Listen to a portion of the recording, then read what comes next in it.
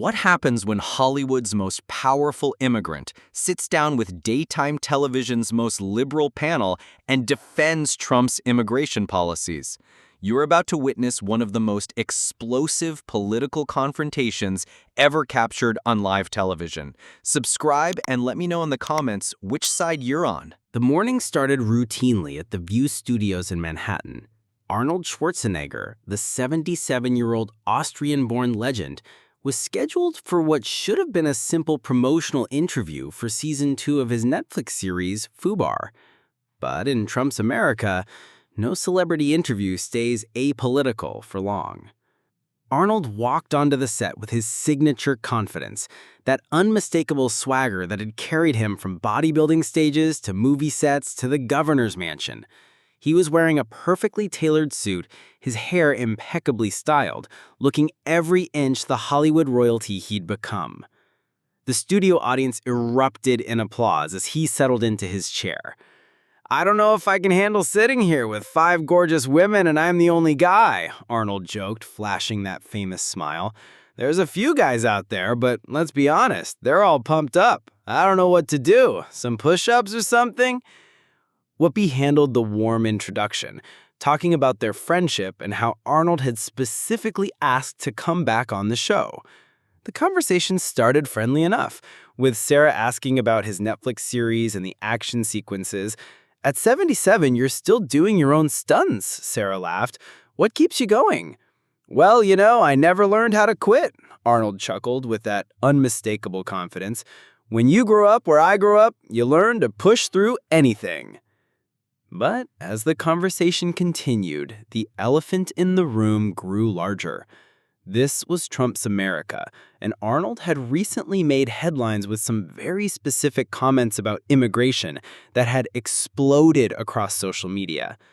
Joy Behar had remained conspicuously quiet during the pleasantries, watching Arnold with those calculating eyes that longtime viewers recognized as a warning sign. She was waiting for her moment, and everyone in the studio could feel the tension building. "Arnold, before we talk more about the show, I do want to ask you a little bit about politics. As the former governor of California, how would you be handling Trump's current immigration policies?" Arnold leaned forward, clearly ready for this question. "Well, I think the most important thing when you are in a leadership position is that you are inclusive and that you work together with everybody. Democrats and Republicans have to come together and solve this issue if they really want to be public servants." That's when Joy made her move. "Arnold, that's a nice diplomatic answer," Joy interrupted, her voice carrying that edge viewers knew meant trouble. "But let's talk about what you actually said recently. You told immigrants they need to behave like guests in America. That's pretty much exactly what Trump has been saying, isn't it?" Arnold's smile faded slightly, but he maintained his composure. "Joy, I think you're misunderstanding what I am. Joy cut him off, leaning forward with predatory focus. "Because you said, and I quote, 'When you come to America, you're a guest, and you have to behave like a guest.' That sounds like Trump's talking points to me. Which is interesting, because didn't you vote for Kamala Harris?" The studio temperature seemed to drop 10 degrees. Arnold's jaw tightened visibly as he realized where this was going. "I did vote for Harris," Arnold said carefully, "but that doesn't mean I can have nuanced views on immigration policy." Joy's eyes lit up with the satisfaction of a hunter who'd found their target. "Nuanced? Arnold, you wrote on X that Trump was un-American for calling America a trash can for the world. You said he would divide and insult and be more un-American than he already has been. But now you're out here defending his immigration rhetoric?" "I'm not defending Trump," Arnold protested, but his voice was getting defensive. "I'm talking about basic respect for the law." "You're talking like Trump. The same Trump you said will go down in history as the worst president ever. The same Trump you said was trying to create a coup. But now immigrants should behave like guests just like he wants them to?" "I said people should do things legally," Arnold replied, his voice taking on a defensive edge. I said that when you come here, you should give back to the community, contribute to society. Like a good little guest who doesn't cause trouble, Joy interrupted sarcastically. Arnold, you literally said immigrants should behave like guests. That's telling people to know their place, to be grateful for scraps, to not rock the boat. How is that different from what Trump says? Whoopi tried to intervene. Maybe we should know Whoopi.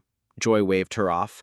I want to understand how someone who came here as an immigrant can sound exactly like the people who want to build walls and deport families. Arnold leaned back in his chair, his media training warring with visible irritation. Joy, you're twisting my words to fit your political narrative. Voting for Harris doesn't mean I have to agree with every Democratic position on immigration. But it means you think Trump is unfit for office, Joy pressed relentlessly. You literally wrote that he's a threat to democracy, that he tried to stage a coup, that he's the worst president in history. But now you're parroting his immigration talking points? I'm not parroting anyone, Arnold shot back, his voice getting sharper. Really? Joy's voice rose with incredulous energy. Because you also told the BBC that people should stop whining about Trump's policies. You told people to stop complaining about him pulling out of climate agreements. How do you square that with calling him the worst president ever? Arnold's jaw tightened. I said people should focus on practical solutions instead of constant outrage. Practical solutions? Joy's voice was building with incredulity. Arnold, you wrote that Trump will divide, he will insult, he will find new ways to be more un-American. But when he actually does those things, your advice is for people to stop whining about it? That's not practical, that's hypocritical. Joy scoffed. There it is, taking from it. You sound exactly like Trump talking about immigrants as parasites, as people who come here to take advantage instead of contribute. That's not what I said. Arnold's voice rose slightly, his controlled exterior beginning to crack. I said people should focus on practical solutions instead of constant outrage. But you said stop whining about the man you voted against because he's a threat to democracy. Arnold, you can't have it both ways. Either Trump is dangerous or people should stop complaining about him. Which is it? Arnold's hands gripped the armrests tighter. I think people should focus on practical solutions instead of constant outrage. Practical solutions? Joy's voice was building with passion. Arnold, you wrote that Trump will divide, he will insult, he will find new ways to be more un-American.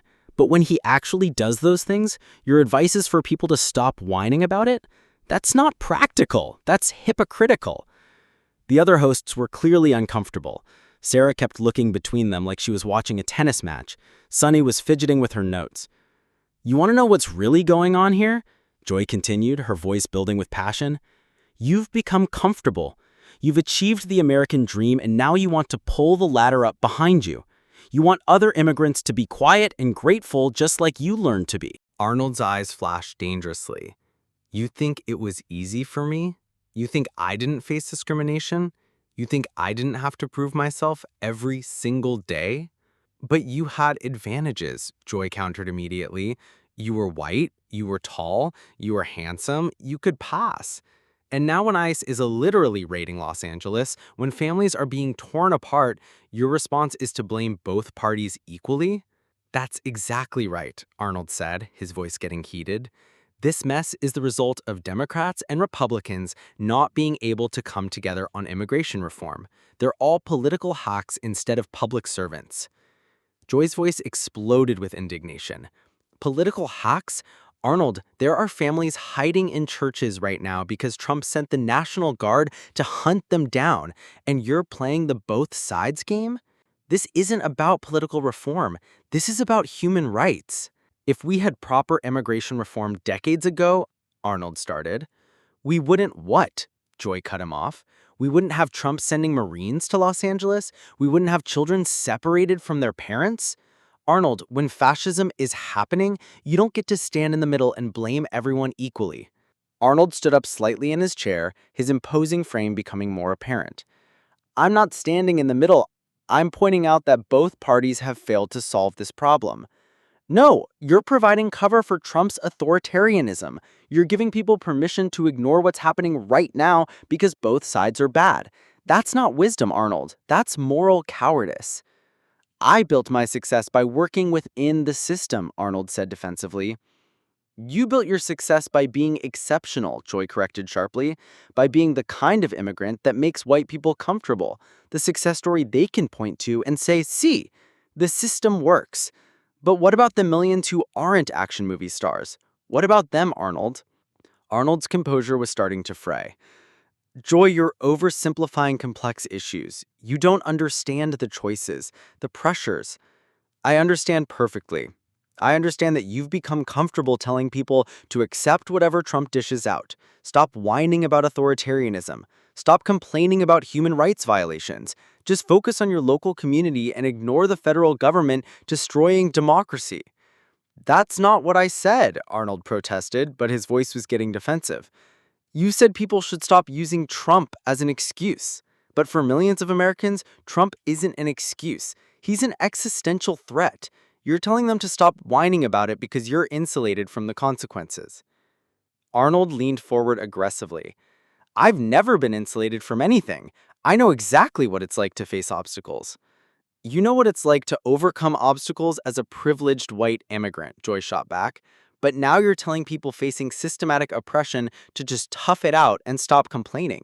That's not inspirational, Arnold. That's tone deaf. Arnold's hands gripped the armrests of his chair. You have no right to... I have every right to point out hypocrisy when I see it, Joy cut him off. You benefited from speaking up, from demanding attention, from refusing to be invisible. You were anything but a quiet, grateful guest. But now you're telling others to do the opposite of everything you did. That's different, Arnold said, but his voice lacked conviction. How is it different? Joy demanded. How is what you did different from what you're telling other immigrants not to do? You spoke up, you made noise, you demanded respect. You conquered every system you entered. Joy, I came here to talk about my show, Arnold said, his voice strained. I didn't come here to defend every statement I've ever made. But you did make those statements, Joy retorted. You voted for Kamala Harris because you said Trump was a threat to democracy. You wrote that he has shown no ability to work to pass any policy and that he would divide and insult. But now you're out here defending his approach to immigration? I'm not defending his approach, Arnold said, his voice rising dangerously. You're defending his rhetoric, Joy shot back. Telling immigrants to behave like guests is straight from the Trump playbook, the same playbook you said was un-American and unpatriotic when you voted for Harris. Arnold was fully engaged now, all pretense of the friendly celebrity interview gone. I can disagree with Trump's methods while still believing in law and order. But you're not disagreeing with his methods. You're amplifying them. You're telling people to stop whining about the man you called a threat to democracy. You're using the exact same language about immigrants that he uses. That's not the same thing, Arnold protested, but his voice lacked conviction. It's exactly the same thing, Joy countered. You wrote that Trump thinks Americans who disagree with him are bigger enemies than China, Russia, or North Korea. But now when Americans disagree with his immigration policies, your advice is for them to stop whining and behave like guests? That's not consistency, Arnold. That's convenience. You're putting words in my mouth that I never said. I'm reading your words back to you. You said immigrants should behave like guests. You said they should be grateful. You said they should follow the rules and not cause trouble. That's the exact same message that's been used to silence marginalized communities for generations. I said they should contribute to society. After they prove they deserve to be here, after they demonstrate they're worthy of basic human dignity, after they show they won't cause problems for the people already in power. You're twisting everything I said, Arnold said, his voice shaking with barely controlled emotion. I'm exposing what you really think, Joy countered relentlessly. When ICE is conducting raids in Los Angeles, when Trump is sending the National Guard against protesters, when families are being terrorized, your response is to blame Democrats and Republicans equally? That's not leadership, Arnold. That's abandonment. Arnold's face was flushed red now. I said we need immigration reform so this doesn't happen in the first place. And while you're waiting for your perfect bipartisan solution, children are being separated from their parents, Joy fired back. While you're playing the wise elder statesman blaming both parties, real people are suffering real consequences from Trump's policies. But I guess they should stop whining about it, right? That's not what I meant, Arnold said, but his voice was barely above a whisper. Then what did you mean? Joy demanded. When you told Variety that politicians are all political hacks while ICE raids were happening, what were you trying to accomplish? When you said this is the result of both parties failing while Trump was sending Marines to hunt immigrants, what was your point? Arnold looked genuinely shaken. I was trying to focus on long-term solutions instead of short-term blame. No. Joy's voice was laser-focused now. You were trying to sound above the fray while people were drowning in it. You were trying to maintain your moderate brand while communities were under assault. You chose political comfort over moral clarity. You want to know what this is really about? Joy said, her voice taking on a surgical precision. This is about you wanting to be the reasonable Republican, the one who can criticize Trump just enough to maintain credibility while never actually taking a stand when it matters. Arnold stood up abruptly, his chair scraping against the floor. How dare you question my principles? What principles? Joy shot back, standing to meet his gaze. When ICE is raiding schools and churches, you blame both parties. When Trump sends Marines to Los Angeles, you call for immigration reform. When families are being destroyed, you say politicians are all hacks. That's not principled, that's cowardly. I'm trying to find solutions, Arnold said, his voice booming now. You're trying to stay safe, Joy corrected. You're trying to maintain your brand as the moderate Republican who's above partisan politics. But there are moments in history when you can't stay neutral. There are moments when both sidesism becomes complicity. The studio had gone completely silent. Even the camera operators had stopped moving, mesmerized by the raw confrontation unfolding before them. This isn't about immigration reform, Joy continued, her voice cutting through the silence. This is about you being more concerned with your political image than with the people being terrorized by policies you won't clearly oppose. You'd rather blame everyone than take a stand against anyone. Arnold's voice exploded through the studio like a thunderclap. You have no idea what you're talking about, no idea what I've sacrificed, what I've given to this country. Joy didn't back down an inch. What you've given, or what you've gained. Because from where I'm sitting, it looks like you've gained everything and now you want to make sure no one else rocks the boat that carried you to success. I came to this country with nothing, Arnold roared, his voice rising with raw emotion. I built everything I have through hard work and determination. I earned my place here. And now you want others to earn theirs by being quiet and grateful, by proving they deserve basic human dignity, by behaving like guests in what should be their home too. Arnold began pacing, his massive frame moving with surprising agility. I never said they shouldn't fight for their rights. I said they should do it legally, respectfully. Like good little immigrants who don't make white people uncomfortable, like model minorities who prove the system works by not challenging it too hard. You're putting words in my mouth, Arnold exploded. I'm translating your words into their real meaning, Joy shot back. When you tell immigrants to behave like guests, you're telling them to accept whatever treatment they get. When you tell them to be grateful, you're telling them not to demand better. When you tell them to follow the rules, you're telling them not to challenge unjust systems. Arnold stopped pacing and looked directly at her, his eyes blazing. You think I don't know what it's like to face discrimination? You think I don't know what it's like to be treated like an outsider? I think you learn to overcome it by becoming the kind of immigrant that makes the system comfortable, Joy replied, her voice steady despite the intensity. And now you're asking others to do the same thing instead of changing the system that discriminated against you in the first place. The system gave me opportunities, Arnold said, his voice cracking with emotion. The system that you had to fight against, Joy corrected. The system that judged you by your accent, your background, your foreignness. The system that you succeeded in spite of, not because of. And now you want to preserve that system by telling other immigrants to accept its limitations. Arnold began removing his microphone with sharp, angry movements. Each gesture radiated fury and finality.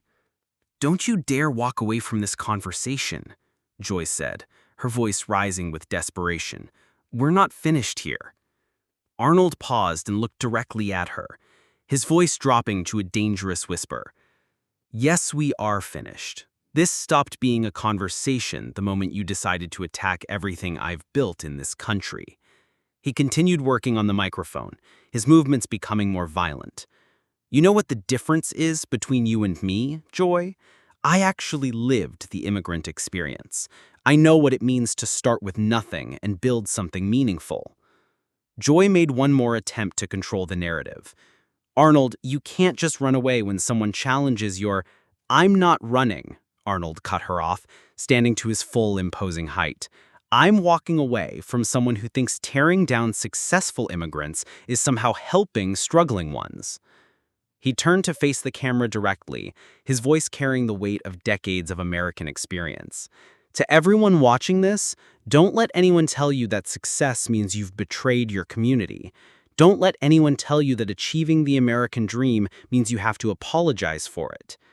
His voice grew stronger, more commanding. "I came to America because I believed in the promise of this country, the promise that hard work and determination can overcome any obstacle. That's not privilege talking. That's experience talking." Joy tried to interrupt. "But Arnold—" "I'm talking," Arnold said with such authority that Joy immediately fell silent. "You want to know what I really think about immigration? I think America should welcome people who want to contribute. I think we should have a system that rewards hard work and punishes criminal behavior. I think people who come here should respect the laws and the culture that made this country great." He looked around the studio, taking in the shocked hosts, the stunned audience, the rolling cameras. "To everyone watching this, don't let anyone tell you that success means you've betrayed your community. Don't let anyone tell you that achieving the American dream means you have to apologize for it." Arnold placed his microphone on his chair with deliberate force. "I spent my life proving that immigrants can achieve anything in America. I won't apologize for that success, and I won't let anyone use it as a weapon against other immigrants who are trying to achieve the same thing." He straightened his jacket and looked directly at Joy one final time. "You want to help immigrants? Stop telling them they're victims. Start telling them they're capable of greatness. That's the American way." "And Joy," Arnold added, his voice carrying across the silent studio, "the next time you want to attack someone's character, make sure you understand what they've actually accomplished first." With that, Arnold Schwarzenegger walked off the set with the measured stride of a man who had said exactly what he came to say, leaving behind one of the most explosive political confrontations in daytime television history. The studio remained in stunned silence for several long moments before Whoopi finally managed to whisper, "Well, I think we need to go to commercial." As the cameras cut away, you could see Joy Behar sitting alone in her chair, staring at the empty space where Arnold had been. For perhaps the first time in her television career, she looked genuinely shaken by the intensity of what had just unfolded. The other hosts sat in uncomfortable silence, processing what they had witnessed. This wasn't the usual political theater they were used to seeing on daytime TV. This had been raw, personal, and utterly real. In the background, you could hear the studio audience beginning to react, some applauding, others murmuring in shock, all of them clearly affected by the emotional intensity of the confrontation they had just witnessed. And that's how Arnold Schwarzenegger reminded the liberal media that not all immigrants think alike, and that success doesn't make you a sellout to your community. The 77-year-old action legend proved that sometimes the most radical thing you can do is defend the system that gave you opportunities while working to make it better for others. Did Joy cross the line by attacking Arnold's patriotism? Or was he being tone-deaf about immigrant struggles in Trump's America? Let me know what you think in the comments below, and don't forget to subscribe for more explosive political confrontations you won't see anywhere else.